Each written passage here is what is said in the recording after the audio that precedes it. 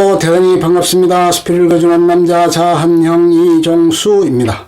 이번 시간은 932번째 시간으로 거리의 역사라는 스피를 읽어드리겠습니다. 거리의 역사 정선모.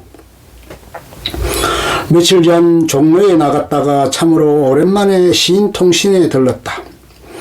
골방 같은 그곳에 빽빽이 들어앉아 서로 무릎 맞대고 문학을, 군사정권을, 젊음을 도마 위에 올려놓고 신녀를 앓던 예전의 친구들이 떠올라 가슴이 쿵 하고 내려앉았는데 한 할아버지가 기타를 메고 우리가 앉은 탁자 옆에 서서 말을 걸었다.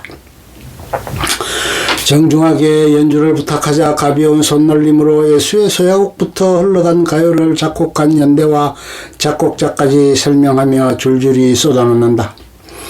동행이 지폐 몇 장을 주머니에 넣어드리자 기분이 좋아진 할아버지는 자리를 뜰 줄 모르고 연거푸어 연주하는 바람에 나중엔 그만 가시라고 등을 떡 밀어야 했다.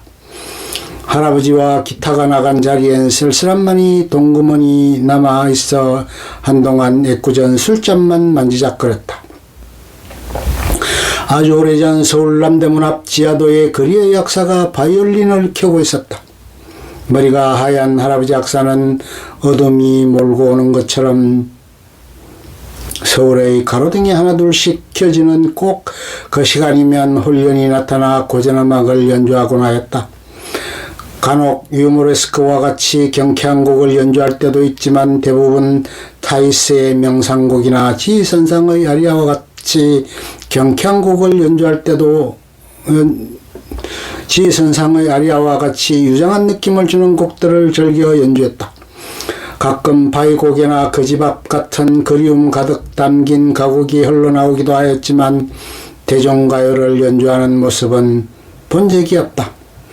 어쩌다 지나던 취객이 호기롭게 지표를 흔들며 동백 아가씨나 목포의 눈물을 청해도 못 들은 척하는 바람에 기분 상한 그들이 한바탕 조소를 쏟아내도 끝끝내 그분의 바이올린에서 가요를 들을 수는 없었다. 앞에 놓여진 바구니엔 찬바람이 넘나들었지만 사람이 오든 가든 개의치 않고 눈을 지그시 감은 채 연주에 몰두하는 그분의 모습은 이순신 장군 동상처럼 흔들림이 없었다. 그중 친구를 만난 일이 있으면 일부러 시청 앞으로 약속 장소를 잡았다. 이야기가 끝나고 집으로 갈 땐 바로 앞에 있는 지하도를 놔두고 한 블럭을 걸어 역사가 있는 지하도를 건넜다. 통로와 약간 꺾어지는 곳의 계단에 서면 정면으로 그분의 얼굴을 보지 않아도 음악을 들을 수 있었다. 바이올린의 우스어린 선율이 체류가스로 뒤덮여 있던 삭막한 도시의 어둠을 가르고 지하도를 통과하여 남대문을 휘돌아 내 가슴을 서늘하게 파고들면 그만 알 수 없는 서러움이 밀려와 가슴이 턱턱 막히고 눈가에 물기가 서렸다. 지하도 벽에 등을 기대고 서서 서너 곡을 좀 듣고 나면 돌아서는 발걸음이 허둥거려 몇 번이나 발을 헛디디기도 하였다.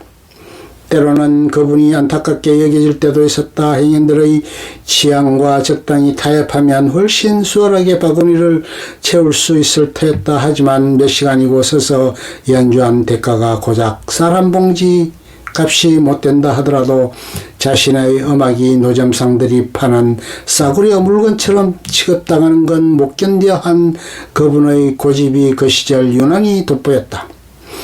굳이 음악을 듣기 위해서가 아니라 그 모습을 확인하러 일부러 길을 돌아 그 지하도를 건너는지도 몰랐다. 모두가 두려움에 떨던 때였다. 정의로운 투지의 힘을 잃어 지하로 숨어들고 그런 우리들의 모습을 비웃듯 거리의 역사는 눈을 감은 채 대로변이 아닌 지하도에서 고전음악만을 열심히 들려주었다. 가끔은 그분이 정말 돈을 벌기 위해 거리에 나섰을까 하는 의구심이 들기도 하였다. 사람이 많이 오가는 명동의 지하도가 지척에 있는데도 굳이 완전 무장한 정경들이 날마다 득식을 대는 서울시 경찰청 바로 옆의 지하도에 자리를 잡은 까닭은 이런 의문을 갖게 하기에 충분했다. 음악을 듣고 돌았으며 그분은 어쩌면 시대의 진흥곡을 연주하고 있을지도 모른다는 생각이 들기도 했다. 사방이 차도에 에워싸인 채 서울 한복판에서 고립무원이 된 남대문의 참담한 형상 아래서 총을 든 초뱅이 출입구를 굳건히 지키고 있어 대낮에도 어서서한 시경을 지척에 두고 사람의 통행이 뜸한 한적하고도 엄습한 그 지하도에서 가끔 바이올린을 꺼내드는 그분의 심정이야 우리가 알리었건만 도둑이 제발 저리듯 자꾸만 부끄러워지는 것이었다. 언제부터인가 그분이 보이지 않게 되고 자연히 그곳을 지나는 일이 드물게 되면서 그 지하도의 거리의 역사는 내 기억에서 잊혀졌다. 그런데 오늘 불현듯 그분이 생각나면서 전경들이 철창차를 타고 질주하던 서울의 거리와 경찰의 블랙리스트에 올라있던 운동권 친구의 유난히 까맣고 초롱초롱하던 눈빛이 한꺼번에 떠올랐다.